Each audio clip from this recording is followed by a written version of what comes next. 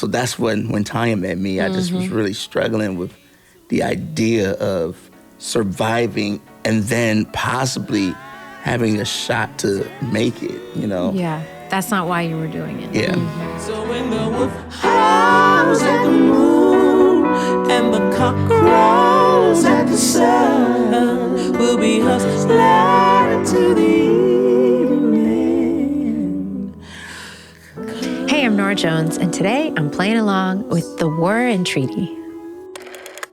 I'm just playing along with you. I'm just playing along with you. Hey, I'm Norah, and with me as always is Sarah Oda. Hello, welcome to our show. Yes.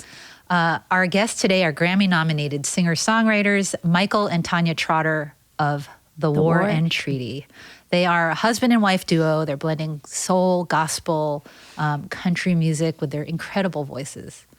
This was such a fun episode. I've known them through different shows over the years, and I didn't really know their story. It's fascinating. Very fascinating. Yeah. They have an incredible story. Yeah. Yeah. It was really beautiful.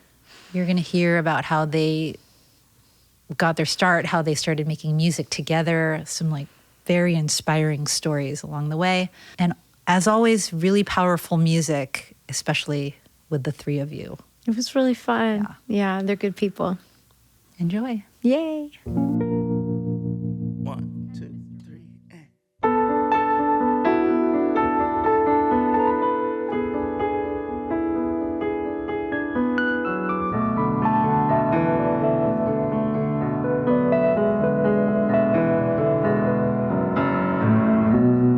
These looks don't lie, and those tears will dry. You know you want what you can't have. We're not selling product you can't grab. So when the wolf howls at the moon and the cock crows at the sun, we'll be hustling till the evening comes.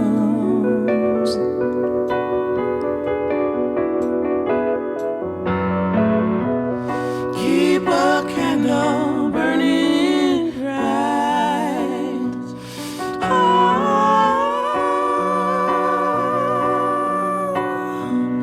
From the inside, let it shine. You know that fades away like night turns to day.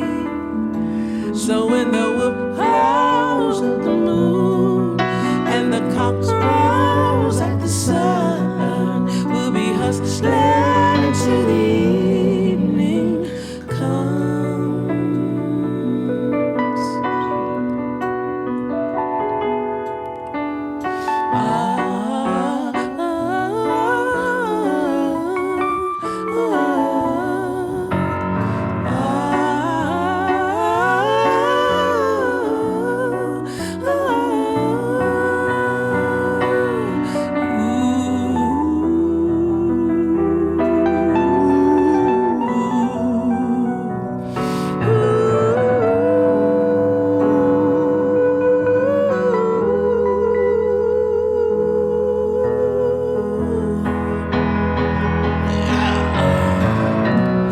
Even when summer gets cold and when the new becomes old, you know the fat fades away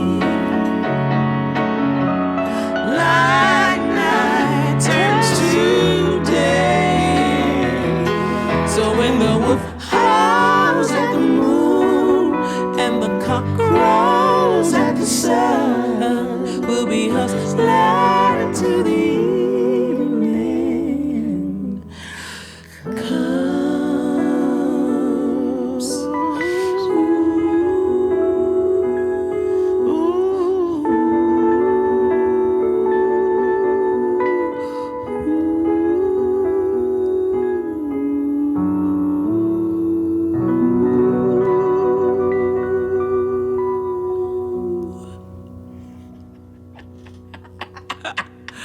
That's so cool.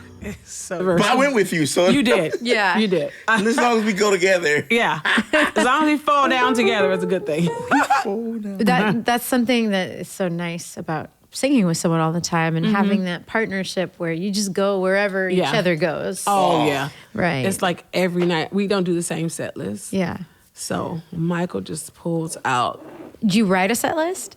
He does, but Hey, we've been doing the same set his list. energy is off of the crowd. Yeah. So you know how that It changes. It We've been changes. doing the same set list. Yeah, we've been together now We just haven't been doing 8 years. the entire set list. Yeah.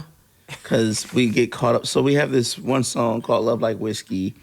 And at the end, it gets like this church. It's like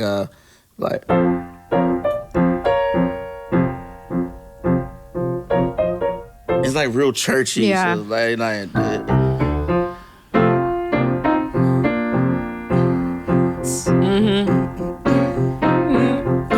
and it's all like walk through the fire, walk through the fire, and the whole crowd is singing, and we go out That's into the crowd, fun. Yeah. Wow. and it takes a while to get back. So Yeah. it kills a lot of set. Yeah. Yeah. Oh, it just takes a long time, and I you love just it though. draw it out. Yeah. Oh yes, Yeah. I love it because it's like by the time we get back, I'm like, oh my gosh, we got like 15 minutes left. Yes. But yeah, It is a great connection too. Yeah, and that energy is so good too. Yeah. I mean, the crowd, they Yeah. know it even if they don't know it. They Yeah. know that you're into well, it. we teach them first. Yeah. I'm like, so this Yeah. is your part. And I have all guys go, walk through the fire. Yeah. And then Tanya have all ladies go, walk through the fire. And then we're like, y'all sing. And it's Oh, like that's a big fun. choir. Yeah. And That's it's- amazing. Yeah. It was insane last night in New York. Like, everybody, I mean, just being together and just like hearing all those voices singing like that. I was That's like, special.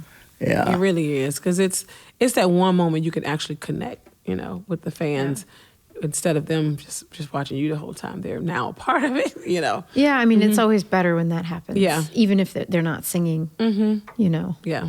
So if you can feel their energy. Yeah. Yeah. So here's another cool nugget for you. I'm not going to ask any questions. No, I don't need to. I've been waiting on this moment. Like, okay. So, you know who discovered us technically? No, I don't. Don was. Really? Don, yes. Oh, that's so special. How did that come about? Well, so Michael, of course, he served in the military. Okay. And when we met, I didn't know that. But once we found out, and 3 years into the marriage, I was like, he is really, really good. He's an incredible songwriter.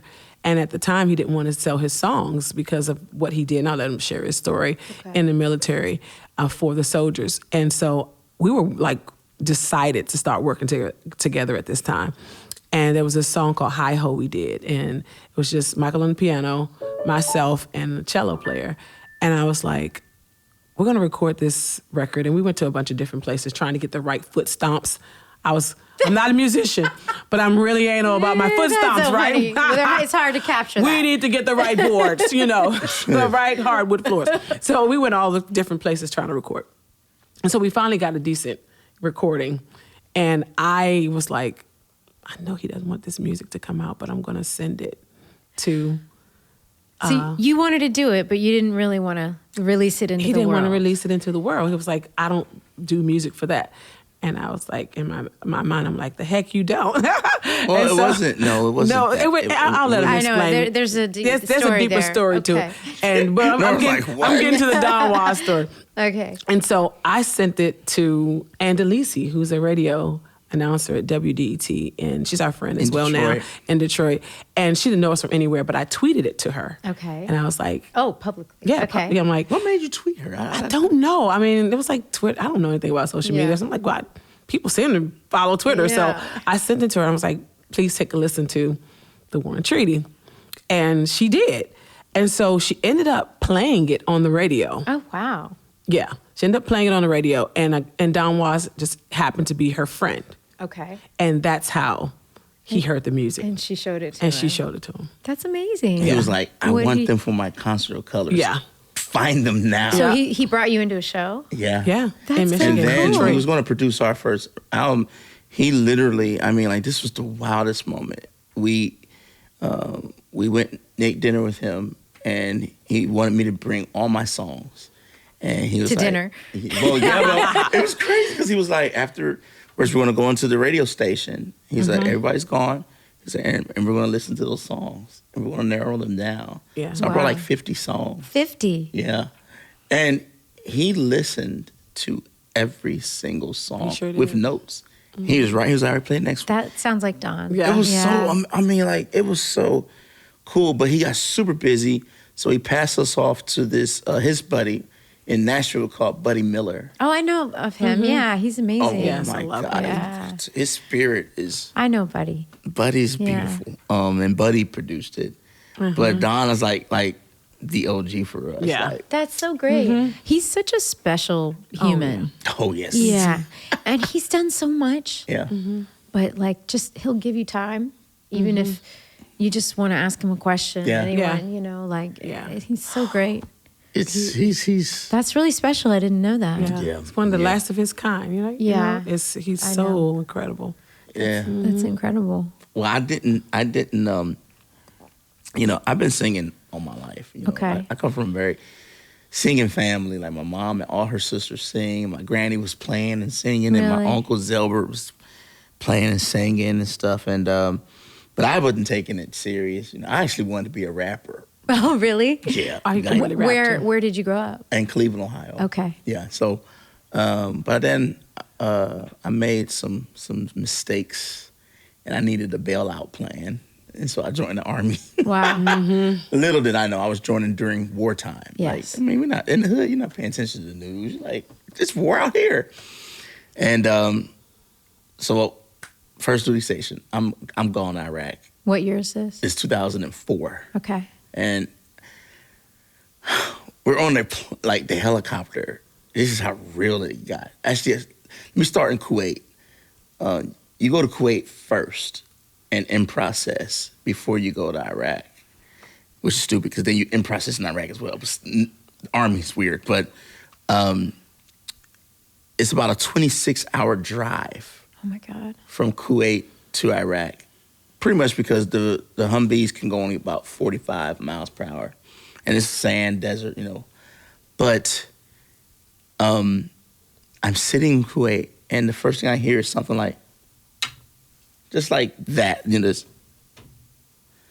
And I'm just thinking, oh, someone's hitting the floor. And then you hear, boom, like someone's just slamming a door. And then you hear a siren. And I'm like, what is going on? They're like, that's the Iraqis. They're firing. Oh my gosh. It's trying to get close. I'm like, they're firing what? This is on your first drive-in. Yeah, that's a bomb. And the sound of a bomb, I tell people, I'm like, I can hear it internally first. That's how loud it sounds like.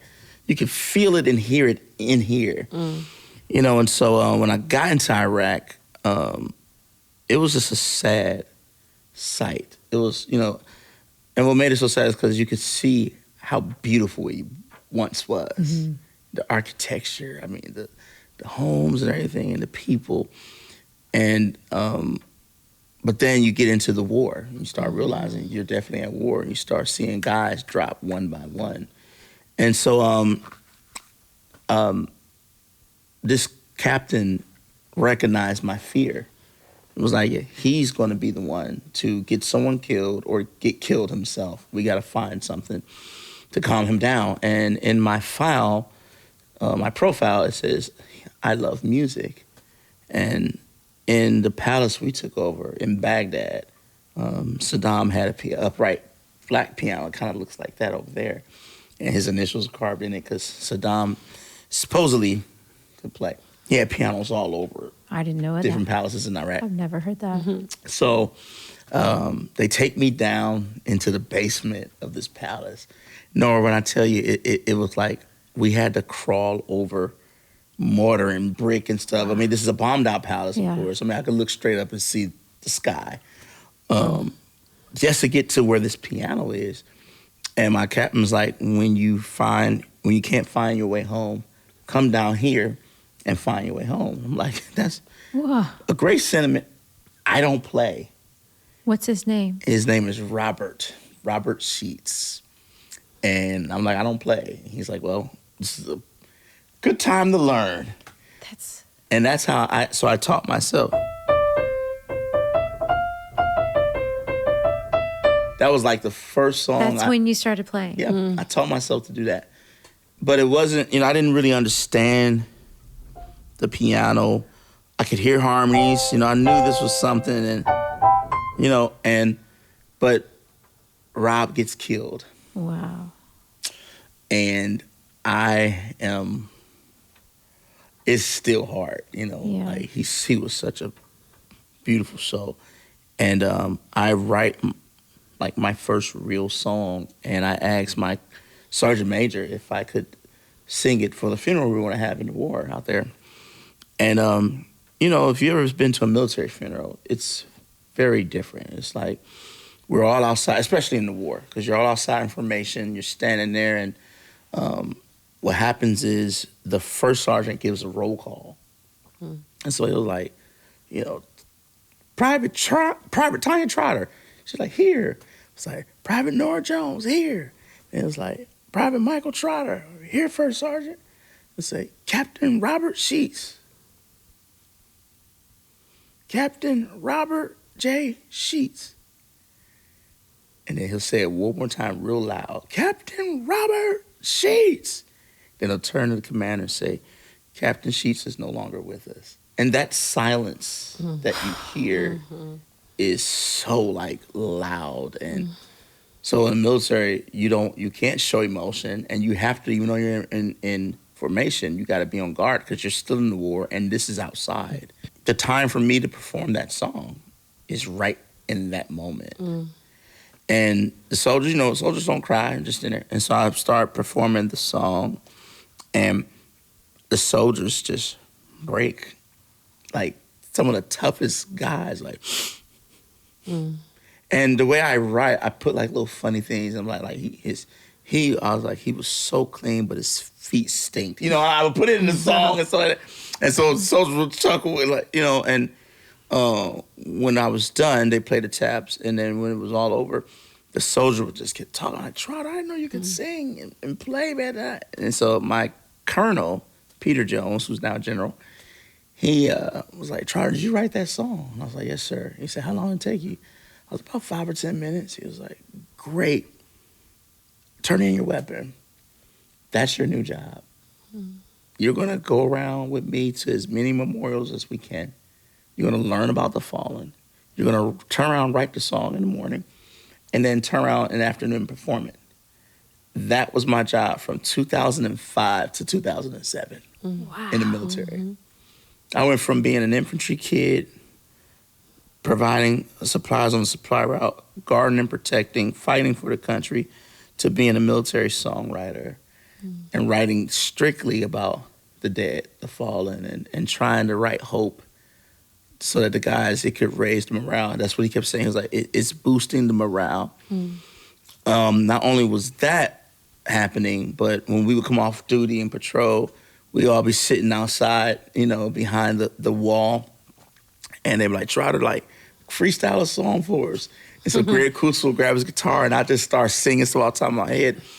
And then one day we realized that the Iraqi nationals, the people were sitting outside of the wall, eating lunch, just listening to me sing. Wow. But the reason I didn't want to get into the music business is because it wasn't my dream in the first place. It was one of my guys named Jose Perez. Perez was one of my boys. We write songs together, and he was killed on the last day of our duty in Iraq. And I had a lot of moral injury. I didn't feel worthy. I was like, it was his thing. I don't want to, I felt guilty a little bit. And so that's when Tanya met me. I just was really struggling with the idea of surviving and then possibly having a shot to make it, Yeah. That's not why you were doing it. Yeah.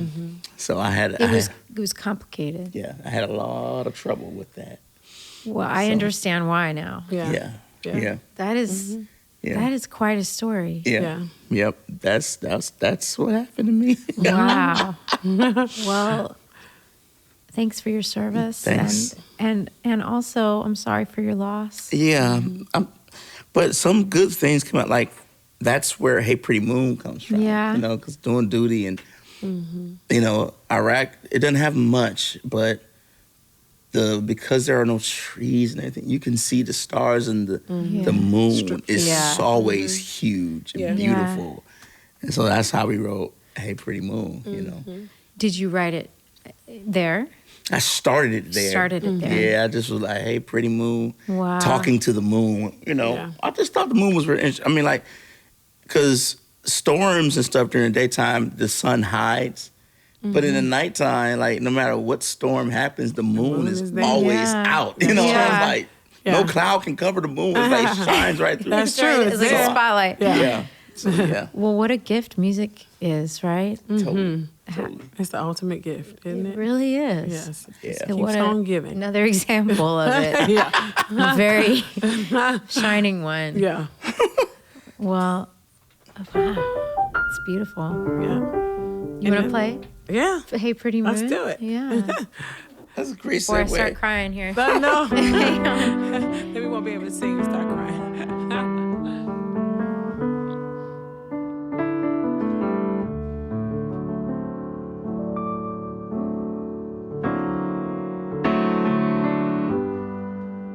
Hey, pretty moon, so bright and fair, how do you hang in the air up there?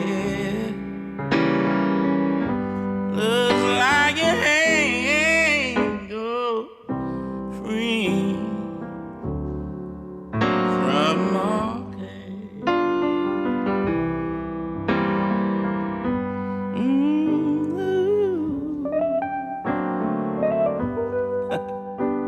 Silver circle, lighting round in the dark. Look at the peace you found.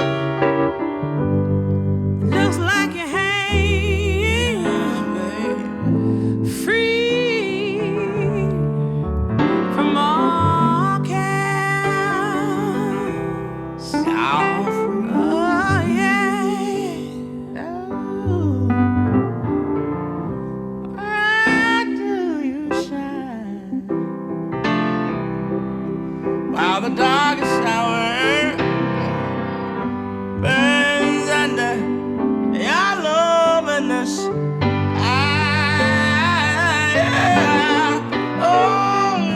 Teach me how to shine the way you do, no matter how gray the sky. Oh, hey, pretty moon, bright and fair, how do you hang in the air there? Looks like you hang free from all cares. Oh yeah, yeah, yeah. You find a way, stay up high. You find a way to stay up high.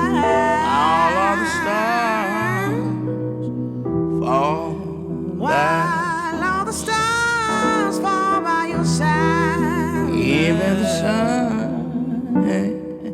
sometimes fail to show. You always keep your glow.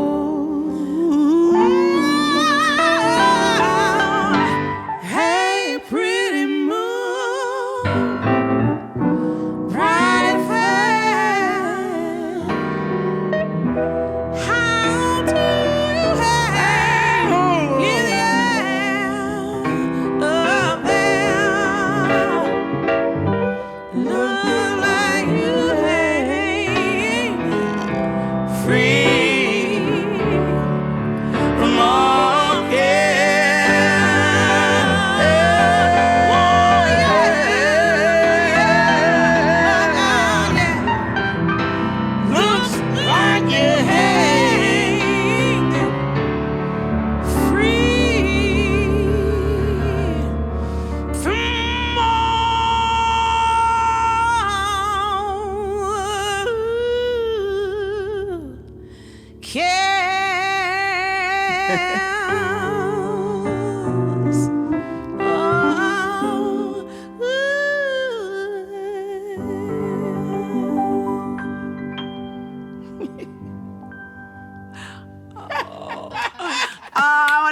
be with us, Norah. You have to go with us. Oh my Play God, this it's so song with us. pretty. You don't need me, but Oh, yes. you do. it's fun to play with you. So Lord, I good. forgot that ending either. I know.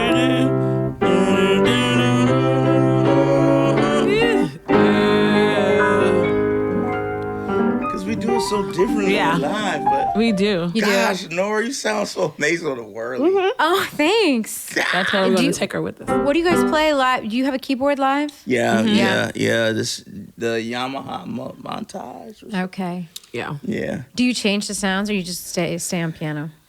I stay on piano because I have another guy who's up on stage, but he's playing like organ, Okay. word. He's doing all these things. Oh, that's fun. His name is Slim. He's pretty. Terrence Holmes. Okay. Yeah. Holmes Slim. And he does all that fun. Uh-huh. But all the then there's a weird moment where it's stuff. just me Yeah. and Tanya Yeah. together, and that kind of thing. But He's amazing. yeah, We've got a That's great great. bunch of guys. How big is the band? it varies. Like, we have two Maxwell guitars, 2 keys, which includes me, so me and Slim. One Drummer, bass and fiddle and 2 horns. That's Yeah. huge. Fiddle and Yeah. banjo. That's a huge band. Yeah, it's a lot of people. No, that's how Yeah. big it can get. Yeah. Yeah. But we travel with, now we're traveling with 5. And I get really bad anxiety. You do? Yeah, so like every show, it's the biggest. Every time. Yes, like I have it now, but luckily I'm sitting down. But every show, it's like Michael's like, calm down, just relax. You guys have such an interesting dynamic. I mean, every show. I gotta know more here. It's crazy. Like every award show, you just don't even understand the hysteria that goes on backstage. It's either I'm leaving stuff at the hotel, that's anxiety. It does something for me to see everybody else go into anxiety. So something will happen, and I just like to see everybody else frazzled, like me. Yeah. And when Michael's sitting there, You stir the pot. stir the pot, right? And so Michael is there. He has PTSD. So, Okay. oh God, what are the lyrics? The curtains are about to open. How are you forgetting lyrics Yeah. to the song you've been practicing for Yeah. weeks? And Michael's like, please, you're giving me anxiety now. So you give him the anxiety. No, I mean, Oh my goodness. Yeah, And but she's strong. Like, my hands have yet to recover Yeah. from the performance I have on TV. yeah, 2 years CMAs, ago. I know. I was like, it was so bad. My hands were let my hand sweating go. so bad. You're holding his hand Yes, I was sweating so on the bad. CMAs. Oh, was it the ACMs? ACMs? Yeah. There's it so was many. ACM. I don't It was know. that one, and we were standing there, and I was like, hey, ouch. That's all I said to her. She was just, I was like, Yeah. let my hand go, And then please. if you watch us like on one award show, we rehearsed that I'm going to take the high note. But my anxiety was like, no, you're not. No. We rehearsed it. I would That take you it. would take the high note, right? Yeah. But you wanted me to take the high note. You were like, you can do it, Absolutely. because this particular moment you want me to do it, and I was all like, yes, I can do it. Until I got the on same stage, performance. I know, and I realized that I could. No, because I had on the red dress on that one. The other one I had on the gold dress. No, We were sitting in the chairs. because we were standing when you held my hand, and I was like, ouch.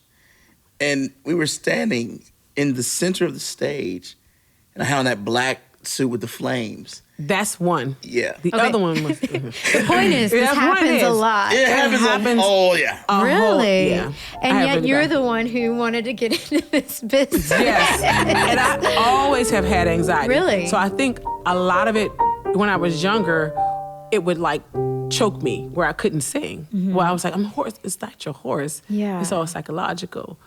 So I had to work Wow. through. Yeah, like you literally can psychologically put yourself in. You can, yeah. Into a point where you can hit these notes, but you're so psychologically restrained that you can't do it. This is interesting because I think of you guys as just being out there all the time. You're on the road all the time. I see you everywhere.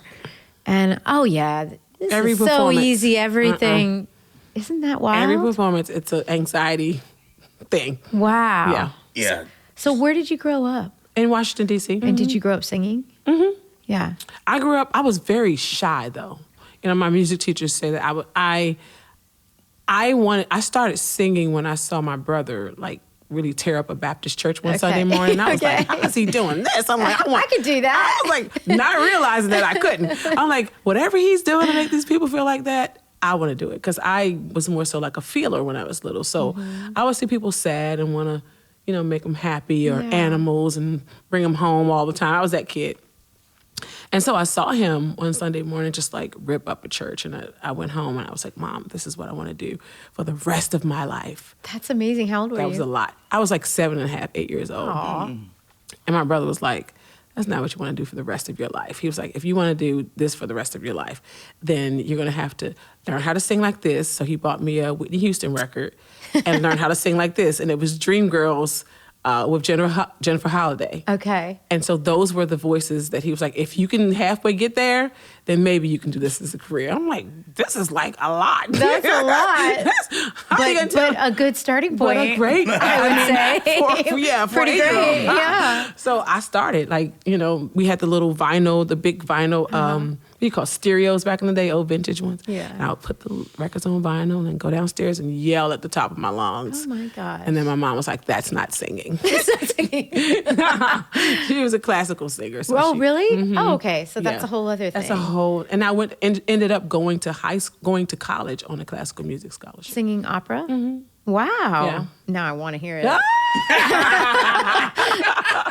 what I ended up doing. That's amazing. Mm-hmm. Wow. So that's where the power also must come from. Yeah. And then Michael taught me how to growl and do all the stuff that the teachers say damage your voice. Yeah, that they would not be having. Oh, that. no, I couldn't sing gospel music for like a year when I went to school. They were like, it's killing your vocal cords. Yeah, that's so crazy. Did you grow up in the church singing? Yeah. At church, and then I went on to do R&B music, and then I, stopped doing music for a while. You did? After the whole Arif meeting and that record. Released a record. The 1994? Yeah, I did Sister Act 2 before then. Yeah, so I wanted to ask about that. How old were you in that? I just turned 17. And you were into acting? Not really. No. I kind of fell into it. I didn't realize that I was one of those kids. Yeah. I was an actor at home. Yeah. Because I was very shy, so I would take my mother's gowns and wear them to school and get sent home from school. Yeah. I was that kid. Yeah. But I was still shy. Yeah. This was like my little world where I hid and no one else, I didn't want anybody else to be a part of it. So they had this audition for this movie, and it wasn't called, I don't know what it was called at the time. They were going to call it something else. And I came to New York and auditioned and ended up ending up in the top 3. That's amazing. It wasn't called Sister Act? No, it was called something else. Really? Mm-hmm. Yeah, and they didn't even write me in. It wasn't. You never told me. Lauryn Hill's part wasn't Lauryn Hill's part. The part that I was in, we ended up writing that as I got the part at Whoopi Goldberg's house. So none of it was planned. It was all like I'm slipping into this. That's amazing. Yeah, so it was great. That's so cool. And that's how I kind of got into acting and. Liked it, but didn't so much because it takes a little bit longer than it's hard. Music. You're on set. It's not as months. You can't be as creative. Yes. Spontaneously. Very scripted. It's not as satisfying in the moment. Exactly. And so that's not something I pursued long term. And then so I completely kind of just walked away from it. Wow. Because again, I was doing R&B. And then I had done, gospel in my church. But I just knew I wanted to do other stuff because I went to school for classical music. But at that time, there was no, there was no genre for what I wanted to do. Now we have what we call Americana. Yeah. You felt that kind of vibe then. Very early on because I loved all kinds of music. My mom was from Panama, so I was growing up listening to calypso music in the house and merengue, dancing and doing all that kind of stuff, jazz. So I'm like, why is everything so separate? I want to be able to listen to somebody that does all this at the same time. And so I stopped for a long time after I released that record. And years later, met Michael. What did you do when you stopped? I was a worship leader. Oh, cool. I did worship music. I wrote books. I did, a lot of community service kind of stuff, stage plays. Oh, that's so great. Behind the scene kind of stuff. So I was doing more. She writes amazing writing. books. Oh, that's thank so you. Great. Yeah. But that was an introvert part of me, and I learned through that time that a lot of me is I'm an introvert and a mom. Mm-hmm. Yeah. All those things, and that normalized. Yeah. It for me. not realizing that. I don't think I had the role models to show me how you can kind of balance it both. Well, it's impossible. Yeah, I was like, and there's it's no balance. possible, but mostly impossible. And that's what I had to learn. It's like, you can't balance this. Well, no, you can balance it all. It's just something will always suffer, and it's usually you. Yes, that is exactly the truth. That's a great way of putting it. I mean, That is so true. And something will suffer. Something will suffer, and so a lot did, and a lot of my mental health suffered. So I took that time off to kind of just fix the cracks within myself. And when I met Michael, the cracks were not all fixed. I'm still wacky sometimes, but but I ain't saying nothing. I don't know what you're talking about. I'm the perfect wife. Thank you, honey. I don't know what you're talking about at all. Well, it sure seems like you guys have this great partnership that it has become so special. And He's very special. when did you? How did you meet? At a love fest. Doesn't that sound nice and cheesy? That sounds It sounds good. so weird. It does. We met at a love festival. Please say more. Yeah, it was, again, I was doing community stuff. Okay. And so this was a community event where we were giving backpacks and stuff out. And Michael was on the gospel kind of Christian hip hop scene. Okay. In Maryland. Okay. And he was amazing. So he came and performed. The lady I was working with had him as one of the artists. And I didn't know at this time that he was going to be there performing. And he got on that stage and I was like, who is this guy? Like everything that I loved about music, that thing you have to have to like want to go in the studio and do music again. He had that thing. And I was like, It lit a spark. Yes. Yeah. It did. And I was like, this is the feeling I had when I was 8 years old and saw my brother like on stage performing. I'm like, this guy, he has it. And so I darted across the field to meet him in high heel shoes. I wasn't that shy. Now, I'm shy in some areas, Norah. I'm not saying a word. Not in the area. I'm gonna let you run with this story. Yeah, and so we met, and he was with a friend, and we exchanged. I'm being nice, aren't I? See, he's with his girlfriend. But anyway, we exchanged phone numbers. She was not my girlfriend. Yesterday you said she was. I didn't. I never said she was. In an interview you said she was your girlfriend. I didn't say she was my girlfriend. You fessed up. No. Okay, She was not my girlfriend. Maybe he meant a friend girl. There and he you just go, said Norah. She was a girlfriend. girl who was a friend, Yeah. and they're gonna leave it at that. Yeah, we'll leave it alone. But anyway, we exchanged phone numbers, Michael and I. And 'cause I was like, you wrote all these songs? And he was like, yeah. I'm like, well, my brother and I are working on a project because my brother's a singer too. And I was just doing music for him. And Michael started writing songs. Like in 3 days, he wrote like 12 songs for this project. Oh, wow. And I was like, this is weird. Because not just songs. They were like, you write songs, you come back to them. They were like complete compositions, And I'm like, I just gave this guy 24 hours. How did he do that? I'm like, do you have help? He's inspired by you. Yes. Wait, had you heard her sing yet? Oh, Norah, listen. Because did you sing at the thing? I was a fan from Sister Act 2. So Okay.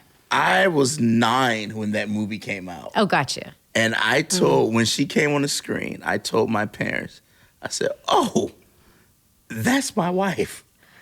And my mom and dad laughed, and they looked at me, and I wasn't laughing. I was like, You just felt a connection. oh, she was so beautiful to me. I was like, whoa, at 9.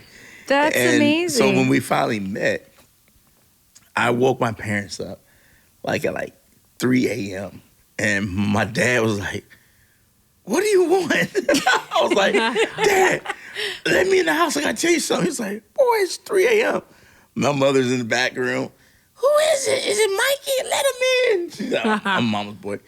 And so I'm like, Dad, Mom, guess what? And my dad's like, boy, this better be good. I got to go to work in the morning. I was like, I found her. I found Tanya Blunt. That is crazy. And my mother, neither one of them believed me. But they remembered that moment? Oh, yeah. Oh, yeah. Oh, yeah. Like, they just didn't. It's still a pinch me moment for a lot of my family members. Like, and Tanya is just, she's really an angel, honestly. Like, Aww. I know good guys, good husbands say that about their wives. just to get a point. But I really do believe, she got some weird spiritual stuff going on too. Like she's deep, but I just believe that Tanya is just an angel. Oh, thank you. I do believe it. That's so sweet. You see why She's a healer. She's truly a healer. Like her presence, her energy, her touch. I mean, like I didn't know what I needed at the time, 2010, but once I met her, I definitely sure as hell knew from that point on what I was going to want forever and need forever, and that was it. So. Yeah, we found each other at perfect time. The right time. Yeah, You had stuff to do before then. Oh yeah, like we the had a universe son. had to know that, and then we had a son, We had and a I son. had an older son, but I couldn't have kids like 14 years after my oldest. The doctors were like, you can't have kids, and I met him, and boom, You wanted to. and well. My body was like, yes, we're doing this. Yes. You couldn't do it before. And I wasn't going to argue. Yeah. Yeah. And I have 2 daughters from my previous Okay. marriage. So how many kids total? 4. Wow. My two baby girls. I mean, like they're not baby I know girls. he wants them to be babies so bad. They always will be my baby girls. I mean, my baby daughter, who's here, she's walking around with her little boyfriend right now, and it's just driving me nuts. I'm like, Wait, You love the what? it. In there? Yeah. Okay. and he works for us. Okay. So it's weird because he's like our sound engineer. That's so great. And I really love him, but I hate his guts too. Why Every do you time he hate his touches my guts? daughter, I'm like, Oh, like it doesn't matter how cool he is. doesn't It's matter. still Like, your baby girl. I go in and out. I have to hold his hand every time he sees Yeah. him touching. I'm like, she's an adult. He's like, bye, Mike. I'm like, bye, boy. They were sleeping, and before we got here, they were sleeping on the couch. We were, at an event, and they were just sleeping away, just so cute. And he looks over there. He says, "It's time for them to get up and go in the other room." I'm like, "They're sleeping. Why are you getting Get them out of up? here. Not in Why the you dressing waking- room. Like, go. Like, why are you waking them up? They're asleep. They can go in the other room." Like, That's my baby. That's too funny. oh, he couldn't handle it. Oh, that's great. Isn't it cute? That is sweet. So your youngest is 13? Yeah, Okay. Oh, my He's the God. boss That one. of- That of- boy. yeah. He's almost Michael's height. We named him Legend. Amazing. Help. Yeah, Yeah. bad. See anyone out there listening? Help. Yeah, don't name your son Legend. Whatever you do, he. He doesn't think we're real about our music Yeah, because it's not hip hop or anything like that. He's like, you don't Oh, want, he's into other things. he's like, you don't want to make no real money, mom and dad. You guys playing around. Oh my God. Little boy, what do you know? And then if he asks for something, your boys are probably not. They're not They're not teenage there yet. No. Well, when he wants something, he's gotten to this point now where he understands that he can Google stuff. Oh yeah. So he Googles, nothing's real on Wikipedia, nothing's real on the internet. How much he thinks we make. Oh, and then he tells you He can buy snapshots it and he sends to me. Ooh, Mom. don't tell my kids to do that. He's like, Mom, That's what do you like mean you not- can't get me that's Roblox? not real. He's like, Mom, what do you mean you can't afford $200 worth of Roblox? Oh yeah. I'm like, it's not. You don't have a job. it doesn't have have to. You have to work for this. Oh my God. But you Yeah. know something weird He's a about trip. him? His favorite style, like, it's so interesting because we have another side of us that's more like jazz, like classic jazz. Yeah. And both him and the youngest daughter, they're like, if it ain't that, we don't want to hear it. I mean, it's so weird. Like just don't, He yeah. wants the horns. He wants the strings. Like, Yeah. he's like Frank Sinatra or He Nat knows. King That's Cole. funny. You know, he's like, come on. He can sing too. Yeah. He just won't. Well, someday you can't force them, right? No. So like us. yeah, have the kids all been on the road at various times and just kind of Yeah. He was on the road forever Yeah. because we homeschooled him. when he was little. Yeah. So you could go on the road. Yeah, until he was Absolutely. 12. Actually, this is the Wow. first year. Oh, wow. That he's in It's school. his first year. Okay. He's doing so good. Yeah. I'm so That's proud great. of him. He sat us down. Was like, I don't want to do this anymore. I don't want to be around a bunch of old people. Well, that's a good age to like just make a switch. Yeah. But Yeah. but how cool that he'll be happy he did it. Yeah, he's very happy. I He just has didn't his like friends his and- reasoning. I don't think we're that old. Well, No, I mean later he'll be happy that you did that. Yes. That you homeschooled him and took him out and Yeah. you were together. He's and- thriving. Yeah. Like he doesn't have any social issues. I mean, like he's just He's really cool. That's what he needed. That's great. All of our kids are great. They make it easy, because it could be, No, I don't know at all. Oh. No, I I don't know what you're talking about. It can be very hard. Yes. What do you mean? What are you talking about? You just pray that you get the kid that's like, I understand you're working. Yeah. I understand it's okay. And we've just been fortunate enough our That's kids good. aren't making us pay. Yeah. The only one that was not always like that is Legend. Yeah, well, I mean. When he was a baby boy, like, I'm talking about like 2 or 3, and we were taking places, he'd heckle us. In a real way. At I mean, shows. no, like, listen. He heckled you? At shows. We were on the circuit of really trying our hardest to be discovered. And our first show in Nashville was at this brewery called Tennessee Brew Works. And it was just Tanya and I, like no guitar, just keys and Tanya and I. No and a babysitter. tambourine, and no babysitter. We could not find anyone. Nice. So Yeah. we had to bring this 3-year-old boy into this brewery.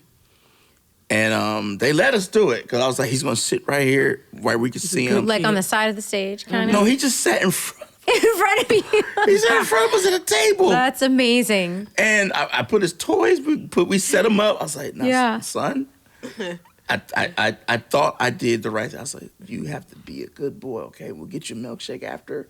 He was like, yeah, And I thought the yeah meant, okay, I got it. Yeah. No. We start singing. It was a 3-hour set. One of those. Norah, we get through the first song by the skin of our teeth. Oh my gosh. Because he's like, boo, this sucks. You're terrible. Oh God, my ears are bleeding. No. And then he's like, look at me, I'm Legend TV. And he's standing up, running across the tables. And then he takes the salt and pepper shaker. He's like, confetti. And, He Oh loves my the show. God. He loves it's a like good show. It's like a scene in a movie. Oh, yeah, he's and a the good people time. are like Yeah. laughing while me and Tanya is like trying to It's like ignore part him. of the act. Oh, yeah. We said, we'll be right back. We and Tanya both took him to the bathroom. Oh my God. Sit down. You little demon spawn. I was like, stop it. What is wrong with you? I said, what is in you? He goes, I won't do it again, Dad. Yeah. He was like, Oh, Dad, I'm so sorry. I oh, was Dad, like, I'm sorry, Daddy. I won't do it again. I'll be a good boy. I was okay. We go back out. And we start the next song. He's like, oh, boy, when is this over? Oh This my is God. terrible. Your impression of him is like Elmo. Oh, that's by the totally way. him. But That's it's- him. I love It's it. him. I'm going to show you the video Yes. when we're done with this. Oh my God. And I look over at the guy who had us. I said, we're done. He was like, you only did 2 songs. I said, we're done. Don't worry about paying us. We I have said, to we're leave. done. We got in our car and drove all the way back Yeah. where we came Yeah. from. And he was quiet the whole time. I Yeah. was like, He knew. Yeah, he knew. Oh my He knew. gosh. And we were that was like the toughest time of our lives. That's a hard time to be touring with a kid. Yeah, and we were homeless too. Like we lived prior to hitting the road like 20 different places.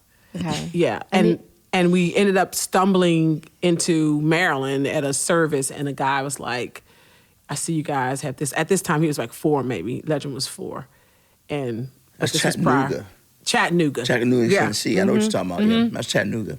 And we just roughed it out, But we used to have to take them everywhere. Yeah. Have care.com was our friend back Yeah, then. yeah, I remember that. Yeah, we would that get website, people yeah. like come to venues. Come to the venue. and watch your kid in the dressing room. It was like Every babysitter we would get Yeah, it was crazy. would quit. Really? he was Legend. terror. He was not bad. He was He's just difficult. very experienced in being difficult. Yeah, he knew how to get rid of them. Oh, he did it on Oh, yeah. purpose. Oh, Yeah, Oh yeah. my. Oh, yeah, he's smart. Well, that's a whole intense thing. That's a whole book. Yeah. Right, Yeah. but what not to do with your kid on the road. The life of a So touring you were just parent. on the road constantly. So you didn't have a home, and you just lived on the road. We've lived out in the R&V. We lived out of our vans. Yeah. We had, because when I met Tanya, I was already a homeless veteran. I had a hard time. Really? Yeah, after my first divorce, like my divorce with my children's mom, I couldn't get it together. I was stuck, and just I didn't have the help. But also, the military didn't know that I was a homeless vet. And which just happens in this country a lot. Like the Army or Marine or Navy, whatever, they don't necessarily, once you become a veteran, you're no longer their responsibility. It's the VA's responsibility. But the VA, you have to go to it in order for the VA to know what your situation is. Not everybody knows how to ask for help. And most of those guys are like me. They come out of war. They don't really trust it. They're afraid of going to go back. And I was going through a lot of that. And I couldn't get a job. Our country was going through a period where the incentive was to hire an ex-con first. And so I'd be in interviews with an ex-con, and I'm like, you're going to get this job over me because the incentive is to do that, you know. And that's crazy. But one day, just to turn. I mean, the Don was actually the turn for us, really. And you know how you meet artists. I mean, you have probably come across lots of artists, and you look at that person, and you're like, this person really deserves somebody to just tarry with them a little longer, you know, hang in there so that they can be discovered. And for me, it was Michael. Like, I'd never met anybody that deserved it more, you know, from his experience, his writing, his heart. And then, you know, on top of me being in love with him, I was just like, he's such a giving person, you know, and how he loved people and how he served people, not just in the Army, but his family. We would go to churches and different things like that, how people responded to him. And so for me, it was like, people were like, well, you could have went out and got a job and did different things. It was more so of just trying to make sure that his dream happened, you know. And and once we started singing together, then it became Well, our I didn't know dream, you know? what my dream was. I mean, like, when I met Tanya and I was writing songs and in hopes that, well, maybe this can do something, you know. 'Cause I've been hearing about songwriting. But I was more so focused on trying to figure out where I was going to take my daughters when I picked them up. It's like You were dealing. I'm in it. And but you know, at the same time, Tanya was in her own recovery journey. You know, and so we cleaved to one another. But I told her, I'll never forget, because I knew she was. I was like, hey, I sense she's starting to have feelings for me because our conversations are getting longer, you know, all the things. So it started with just the songs and it snowballed. And I told her, I was like, hey, I'm not a catch. I was like, don't fall for me. I'm not a catch. I was like, you were being protective. Definitely of her, because I was like, you know what? I'm not going to be another story for another female. You know, I had a lot of letdowns, you know, and then with my daughter's moms, we were children when we got together. So, you know, I didn't really count that, you know. And so I just knew that I didn't want to be the cause of another heartbreak or whatever. So I said, hey, I'm not a catch. I'm not established. I don't have any money. I don't have a car. I don't have a job. I don't have a house. I was like, I am what they call, that song, Scrub? Yeah, that's me. I was like, I said, but I know I'm supposed to be something in life. I just don't know what it is, but I do know how to love. I said, that's the one thing I know how to do. And I said, but I don't know how to get to whatever it is. And we were sitting in her friend's house where Tanya was staying. Tanya was staying with her friend. We were sitting at her friend's house. She had this bar downstairs. And I'm telling her that. And then she goes, well, okay, I'm going to tell you what I see. And she just pats my knee like that. And I'm like, oh, what do you see? She's like, I see a king. You just need the right kind of queen in your life. And I just started like, I was like, that's not very shy. no. I've grown way out of my shyness. By then I was way out. And it took us actually 3 years to actually sing together.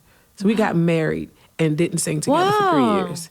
Yeah, most people would think like, oh, they just, got married for the music. So he wrote songs for you and your brother, but the two of you didn't start singing together. And her and her brother never matriculated. And we never, but what happened within those 3 years was Tanya pretty much started studying me. You know, I would get jobs and not be able to keep them. After a while, the only job I could get was playing for church. And that was like horrible. I mean, they'll pay me like $125 a Sunday, and you can't. That's just once a week. Yeah. And then I had kids, and but it was the 4th of July in Detroit to where Detroit got some things out there that kind of sound like the war, 4th of July, and I was like, Doug, and I'm calling commands and I'm diving under stuff, and that's when she's like, whoa, what's going on here? And so I'm like, well, I'm good. And then the next 4th of July, it happens again. So Tanya's like, we have to talk. The kids are crying and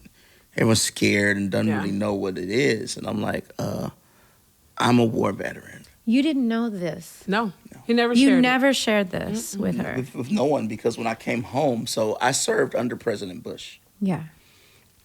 When I came home, it was 2007, Baltimore. It was not, I quickly understood that my country was against my uniform. This is so deep. Yeah, so I was like, in order for me to survive my country now and the war my country is in, it's best I don't tell anyone that I was a soldier. You know? Because then questions begin, then you got to tell, and so I just thought, and it wasn't serving me. I couldn't get a job telling them because they would rather hire an ex-con because the ex-con is more afraid to mess up or to flip out than a war veteran because he can blame it on the war. Yeah.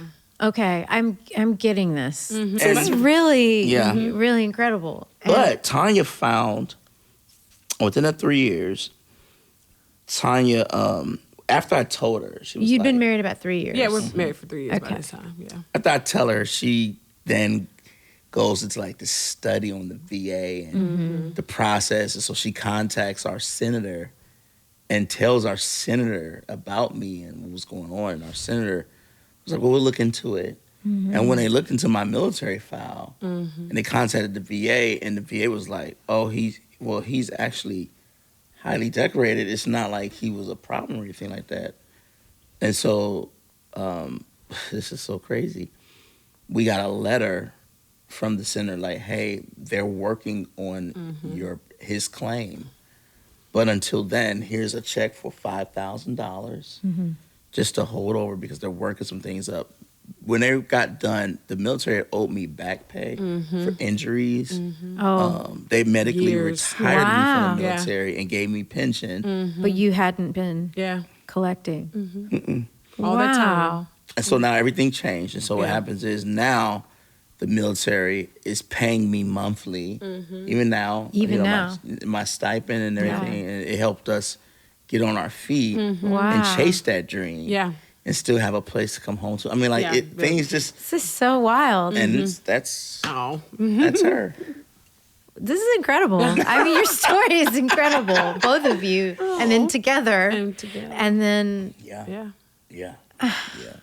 Music and love saved. Music and love, Yeah. Well, my goodness. And husband. I'm gonna cheat on this one. You gonna cheat? No.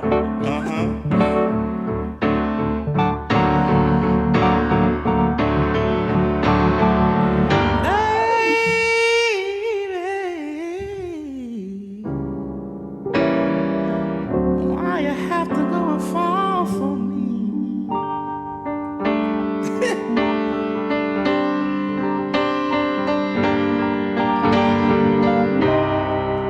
Dear Paul, tell you I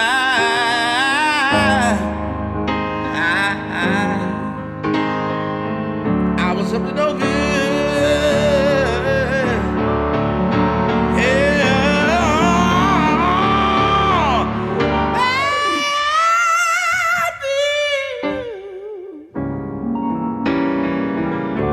Why you have to go and fall for me?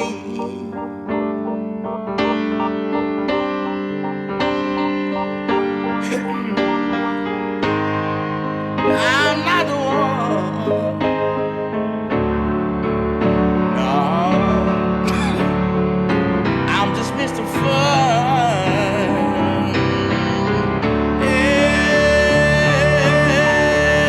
in the night, all alone, and you want someone to hold.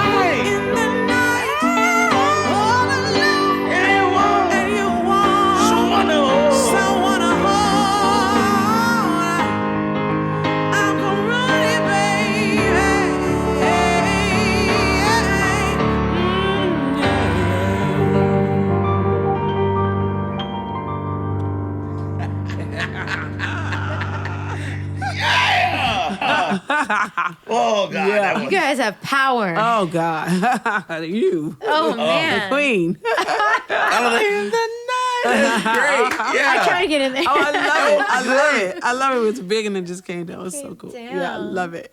We have to do one like for real. Oh, yes. Like We got to do one. been a We got to do dream. one together. Yeah, it That's would so be good. so fun. Isn't it? Yeah. Wait. I had so many thoughts, you know. So I didn't have confidence on the piano. You sure do now. Well, I have. Listen, in the pandemic. I mean, not pandemic. In 2014, Yeah. I used to set Tanya up. All She would the go time. sing at churches, and I'll let the church musicians play for her. Yeah. She's like, Michael, you need to play Thousand Sparrow. I was like, mm-mm. I would get up there and it's nothing like playing with the piano player that outplays you. Or also knows you. I mean, You know? what I would get with these piano players and they would outplay the song. Oh, gotcha. They would be too much. Yeah. And I'm like, That's what you're talking yeah, about. and I'm not like Yeah. I don't do all the riffs and trills and Well, stuff. they're not listening. Yes, they're listening to themselves. See? And She knows. so listening to like Michael's playing and piano and you're playing, you all are sensitive to the voice and the song and the intimacy of the song. So we would go to these churches and I'm like, they're wearing me out on this piano. So I'm like, Yeah. I can't keep up. You know? And you can't sing over it. No, you can't. Yeah. You know, kill yourself trying to do it. And Michael just has this touch. I mean, the same. Well, touch I to- didn't believe it because, growing up in the church, the flashier you were, it's like the more the spirit moves or something. Yeah. So it tricks you. Yeah. No, it's not real because you get out in the real world and you're like, everybody's like, where's the song? Yeah. So, Yeah. but There's a balance. yes, There it is is. So before we moved to Michigan, we were living in Towson, Maryland. And, we're through a period where it's still like that. Like, the guitar is like a thing. Like, everyone wanted to play the guitar. No one really was doing keys like that. Yeah. And so I was like, I can't play the guitar. I'm a keys guy. So, but someone freed me. I watched a concert of Norah Jones. That's true. No. Yes. Yes. And it was just you and Yeah. the piano. Oh. And I was like, Tanya, look at Norah on the piano. It's like, Yeah. And I swear to God, because it was like, I would watch this over and over and over again because over. I was like, how does she, like, okay, wait a minute. And you would play and sing and your playing complemented your vocal so perfectly, and the only person Nina Simone does it wonderfully. Yeah. Ray Charles, but nobody in our day and age, for me, was doing it.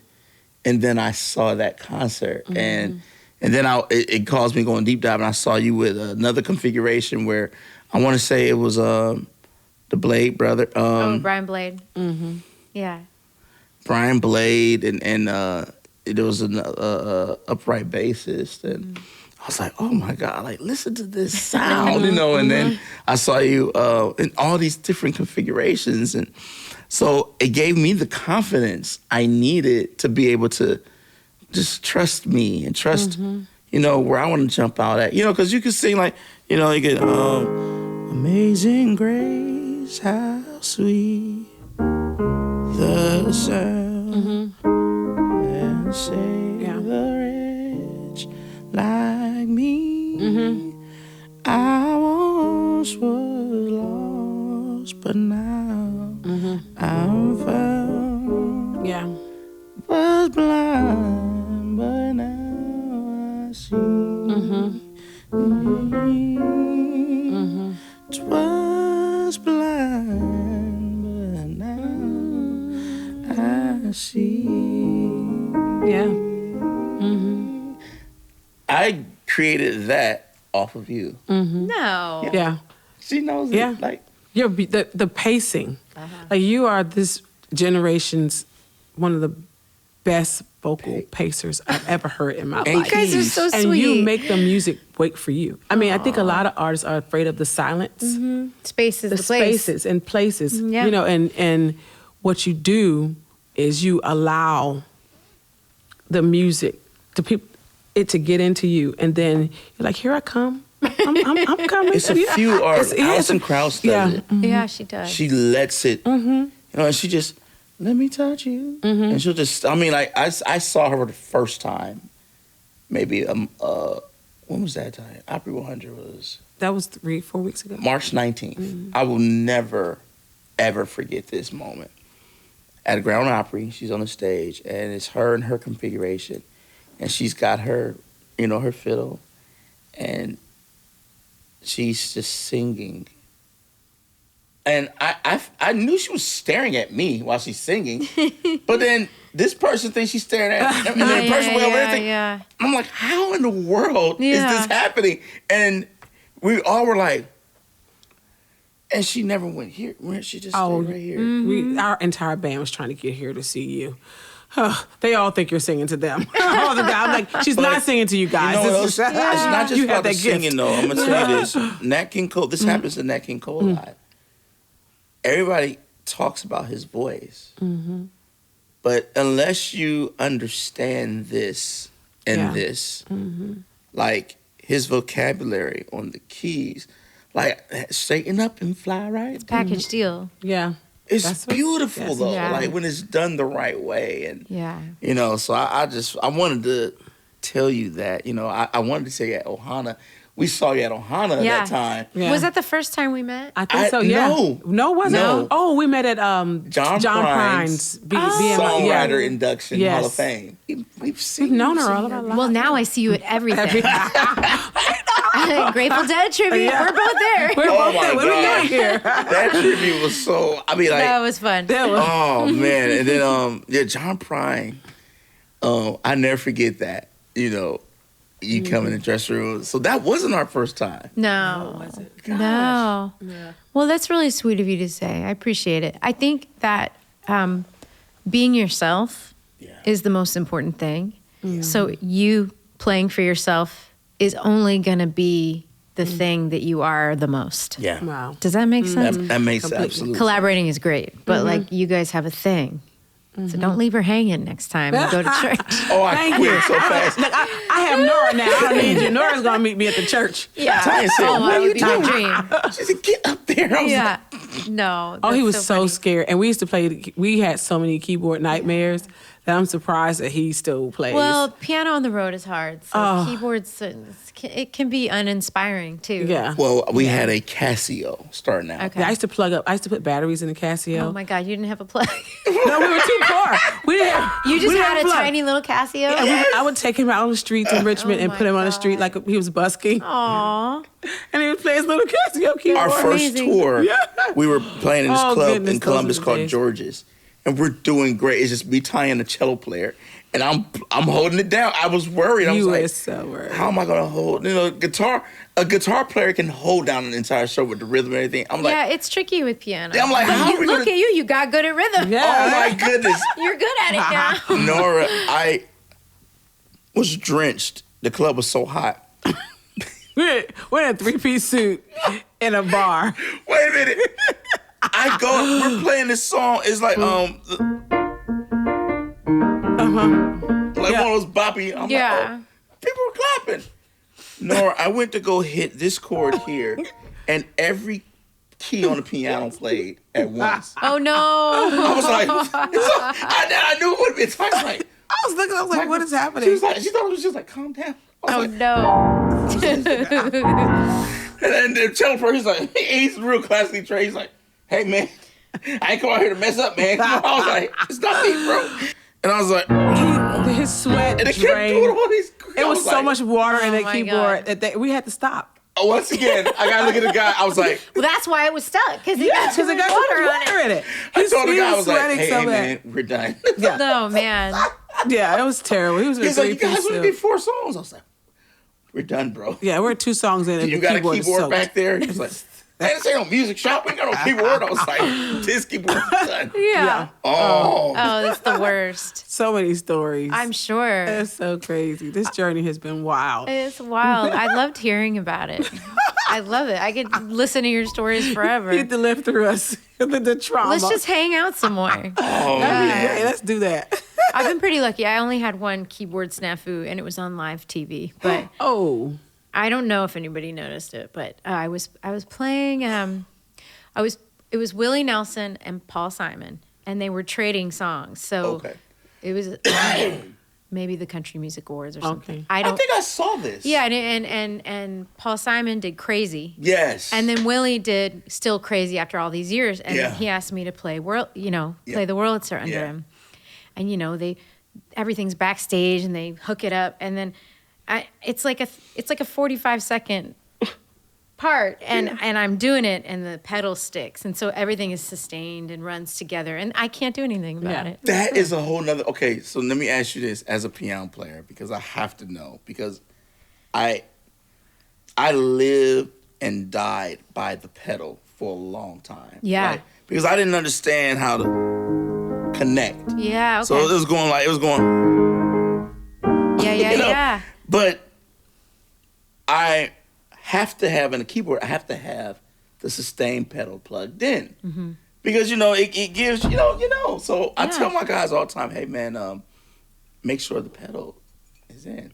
Oh, because it's easy for them to forget, and it's just kind of this random piece, right? And there's nothing worse than you go to play a sustain, you let it go, and you're like, thing. And I'm looking at it, I'm like, hey man, I told you plug the key. Yeah. Oh, it's not working. Well, I think I would have rather that than it just be working and then you're playing. And also that song goes through many different key centers. So it's not like just one chord.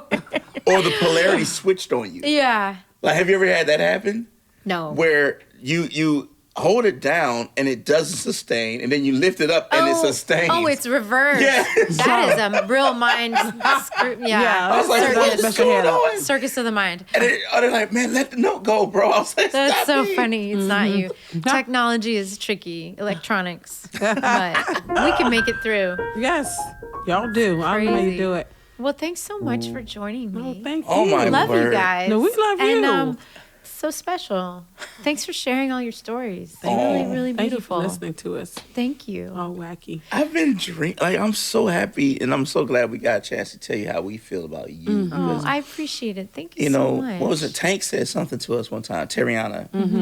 We went out to eat, and we were just talking about, like we were talking about one time about the inspiration and stuff. And Tanya was like, I don't know what happened to us as a people. Like, why? And like, what is going on? And Tank said, we don't impress each other anymore. She's like, nobody's impressed by anyone, and why is that? I don't know. The internet?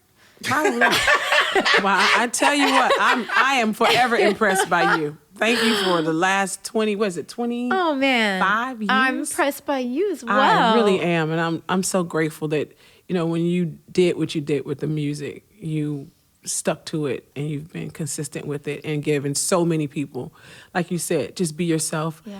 To tell young people to be themselves, like now, Oh yeah, well, is so powerful, and for you to be that example, never changing. Like and every time you true see to you. all the time, like you are. Every time you come out, it's more pieces of you that it's just like.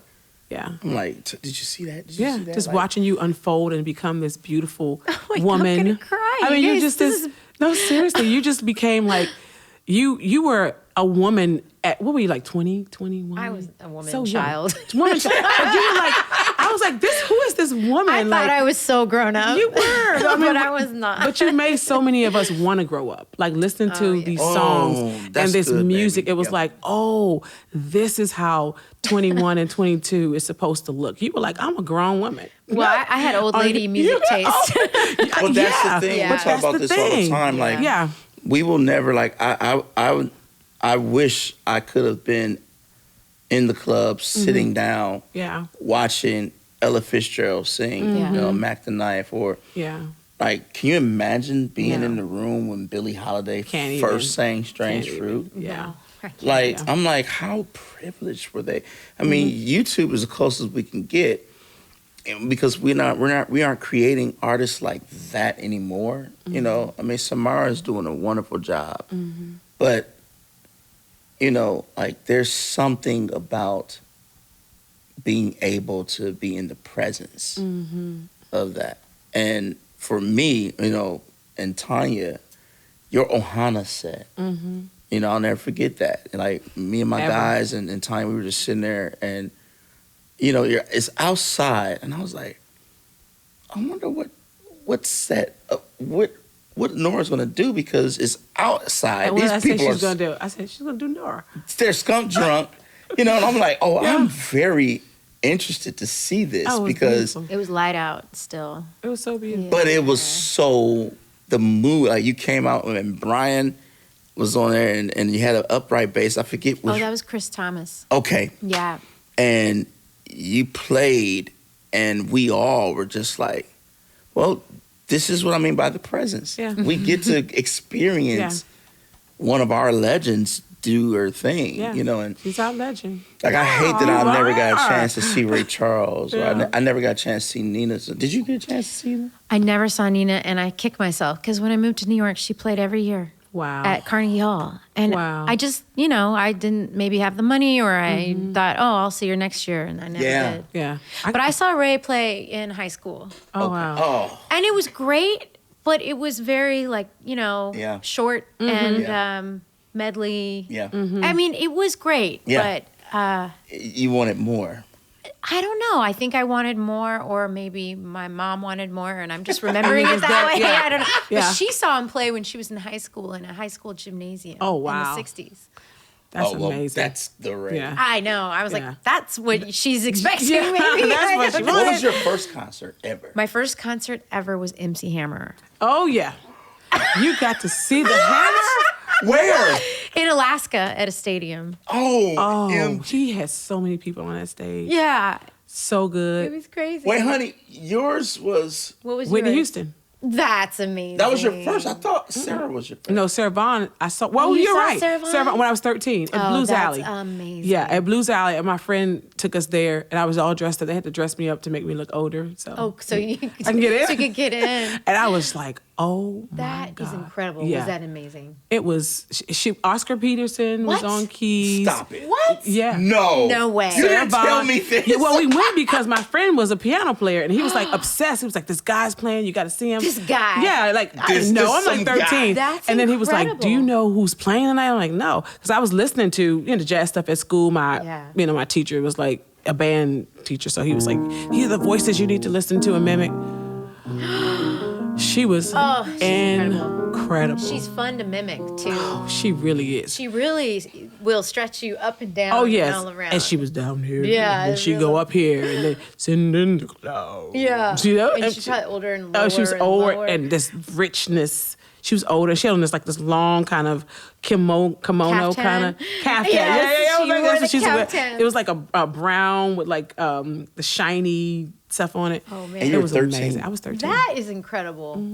at Blues Wait, Alley. how old were you when you saw MC Hammer? I was probably 11 or 12. 12? Okay. Yeah, Yeah. I was 10 with my first concert. What I was saw yours? Whitney at 17. That That was was my cool. second concert. 17. Mm-hmm. I hate telling people who mine was. It was the best and worst experience of my life. And for the same exact reason. Yeah. I mean, it was weird because it was the best because it was so amazing. And it was the worst because it was so amazing. But I was blindfolded, Cleveland, Ohio, at the Cleveland Coliseum back in the day. I was 10 years old. And my godmother took me into the Coliseum and then unfolded me. It was pitch black. And then this music went, and out of the center of the stage pops out Michael Jackson. Oh my gosh. So unfair. Yeah. And she surprised you. Yeah. And I was like, and it was the worst because Michael stood there for 15 minutes, literally because they had to cart people out from passing out. Are you serious? Yes. That's crazy. It was insane. And this would happen throughout the entire concert. People would, just drop. I mean, like, but he was, you don't want that to be your first. Because it's too high a bar? It's too high bar. Like Yeah. everything about him, like standing there for 15 minutes, you don't even realize it's 15 until you look over because there's a ticker. Yeah. And because everything he does was like precise. Yeah. And then how he emotionally just took everybody Like he's doing all the jam and he's doing everything and he does Thriller. But this was the moment in his career where he was ending all of his shows with "She's Out of My Life," and he would like cry in the middle of it. You know, we know that one. Wow. But I didn't know it. That's I my was favorite part. Once he got there, I was boo-hoo crying. And just the keys. She's out of my life. She's out of my life. Na, na, na, na. And I was like, perfect. Perfect. I was like, this is ridiculous. I don't ever. No, this shouldn't have been my first. You're ruined. It was. I mean, not many people get. I mean, people have seen it, but not many people get a chance to say like that was their first concert. That's true. Yeah. That was my That's first. pretty concert. incredible. Yeah, Michael Jackson. Well, and you were young, so was not 10. many people your age got to see that. No. Yeah. I mean, I walked away with the hat and the glove. I mean, No, you got a glove. it was everything. Everybody had a glove, right? Did you have a glove? I didn't got have in a so glove. much trouble. Like the next day, I cut all my pants so that my white socks could show. I wanted You to cut them school. all short. Yeah. And then all of a sudden, high waters became a thing. It's like, Yeah. man, you got on high I waters. stole my mother's communion gloves. Really? I wear them to school. That's funny. Y'all stole them. I can't find my glove for communion. So funny. It's in school in the locker. You can't get it this Sunday. Oh, my that went on God. for a while. Well, I'm so glad to have been here. Thank you so much. Thank you. Choosing us to do Yeah. This is really cool. You guys are special. Well, we'll hang out again. I know it. Yes. Let's go out on a song. Let's do Okay. it. Let's do Leads Me Home.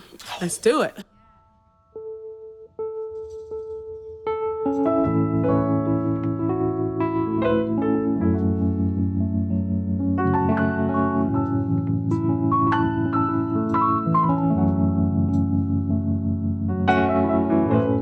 Life's a journey about getting by till you get to the by and by and meet your maker up in the big house in the sky.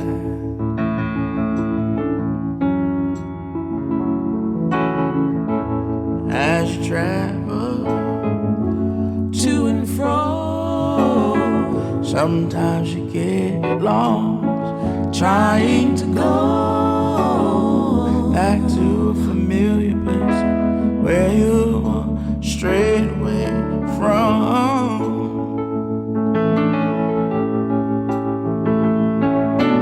Meet me on the other side of the railroad, where the mountains and crystal streams through the valleys flow. In your arms I find straight and narrow on those country roads.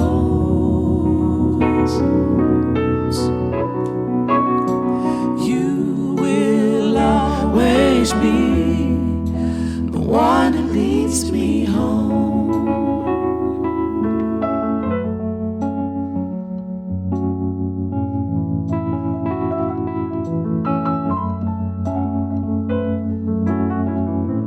I remember the hard times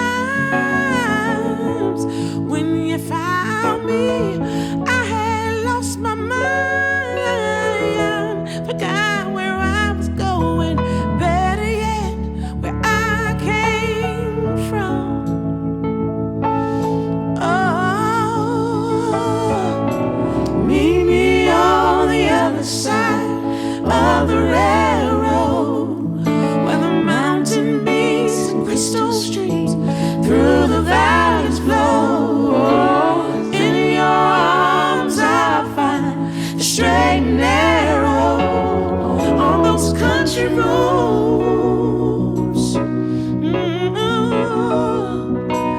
You will always be the one that leads me home.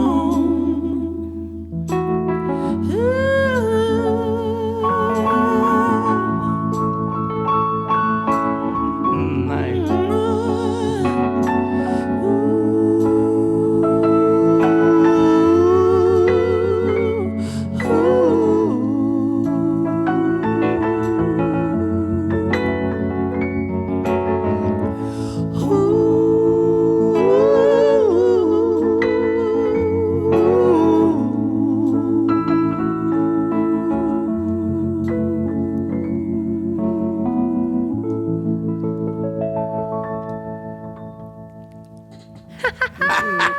You're so pretty. That was beautiful, guys. Look at y'all. Yes! Yay! It happened! Thanks so much. Thank you. Aw, thanks for listening. That was so fun. That was amazing. I can't believe that story. Yeah, that was Him unbelievable. Playing piano, learning how to play and sing in Saddam's Yeah, busted out palace. no big deal. No, oh my God, that's so intense. It was a very, very touching story. I'm really so glad that I got to be with them. This was nice. If you want to know what songs we played in this episode, the first song was Hustlin' from their album Heartstown, released in 2020. The second song was Hey Pretty Moon from Heartstown also. And the third song was Mr. Fun from the album Plus One, released in 2025. The fourth song we did was Leads Me Home, also from Plus One, released in 2025. Special thanks to the War and Treaty for joining us today, Michael and Tanya. And we'll be back next week with Josh Groban. Norah Jones is Playing Along is a production of iHeart Podcasts. I'm your host, Norah Jones. This episode was recorded by Matt Marinelli. Video and video editing by Kay Loggins. Mixed by Jamie Landry. Additional video by Heckmore Media. Audio post-production and mastering by Greg Tobler. Artwork by Eliza Fry.